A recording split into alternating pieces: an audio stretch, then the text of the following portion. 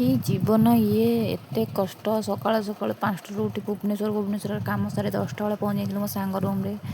ସେ କ'ଣ ଘରୁ କିଛି କହିଥିଲା ନେବା ପାଇଁ, ତାକୁ ଦେଇ ପଳେଇ ଆସିଲି ଦିଦି ରୁମ୍କୁ। ବହୁତ ଭୋକ କରୁଥିଲା, ପୁଣି କିଛି ବି ରୋଷେଇ ନଥିଲା, ସେମାନେ ତାଙ୍କ ଅଫିସ୍ ପଳେଇଥିଲେ। ମୁଁ କହିଲି ହଉ ଛାଡ଼, କ'ଣ କରିବା, ନିଜେ ରୋଷେଇ କରି ଖାଇଦେବା। କି କଷ୍ଟ, ଏଇ ତ ଜୀବନ ଆଉ ମଳୟ ପ୍ରବଣ, ଆଉ କିଏ କ'ଣ କରିବା।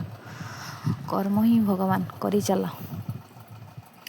ଯାହା ଯେମିତି ହେଲା କରିକି ଖାଇଦେଇ ଗଲଣା ଲୁଣିଆ। ଯାହା ଭୋକ ତ କରୁଥିଲା, ଜଲ୍ଦି କରିକି ତା ସହିତ ଭିଡ଼ିଓ ବନେଇବା କେତେ କଷ୍ଟ। ତାପରେ ଦିଦିଙ୍କ ରୁମ୍ କିଚେନ୍ ଆପଣମାନଙ୍କୁ ଦେଖାଉଛି, କିଚେନ୍ଟା ଦେଖାଇ ଦେଉଛି, ପରେ ଆପଣଙ୍କ ରୁମ୍ଟା ହିଁ ଦେଖେଇବି। କେମିତି ଲାଗିଲା କମେଣ୍ଟ ମାଧ୍ୟମରେ କମେଣ୍ଟ କରିବେ।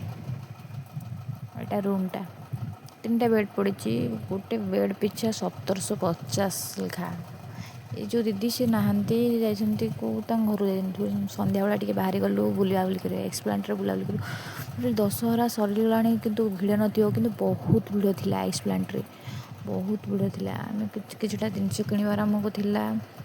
ବାବାରେ, ଜିନିଷ ମାନେ ଯେଉଁଟା ବାହାରେ ବହୁତ କମ୍ ରେଟ୍ ପଡ଼ିବ, ଏଠି କ'ଣ ପାଇଁ କେଜାଣି ସେ ଏତେ ରେଟ୍, ମୁଁ ବି କାହିଁ ଜାଣିପାରେନି କ'ଣ ପାଇଁ ଏଠି ଏତେ ରେଟ୍। ଦେଖିକି ବାସ୍ ପଳେଇ ଆସିଲୁ, ଗୋଟେ 2ଟା ଜିନିଷ ଆଣିକି ପଳେଇ ଆସିଲୁ।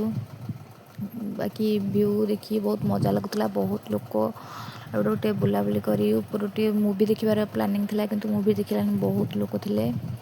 ତ ଆମେ ଆସିଲୁ, ରିଟର୍ନ ଆସିଲୁ। କିନ୍ତୁ ଦଶହରାର ଯେଉଁ ଦୁର୍ଗା ସେମିତି ବି ସେ ସବୁ ଥିଲା, ଲୋକମାନେ ଫଟୋ ବି ଉଠାଉଥିଲେ। ଏକ୍ସପ୍ଲାନେଟ୍ ଆମେ ଆଗରୁ ଯାଇଥିଲୁ, ଫଟୋ ଉଠାଇଲୁ, ବହୁତ ଜାମ୍ ଥିଲା।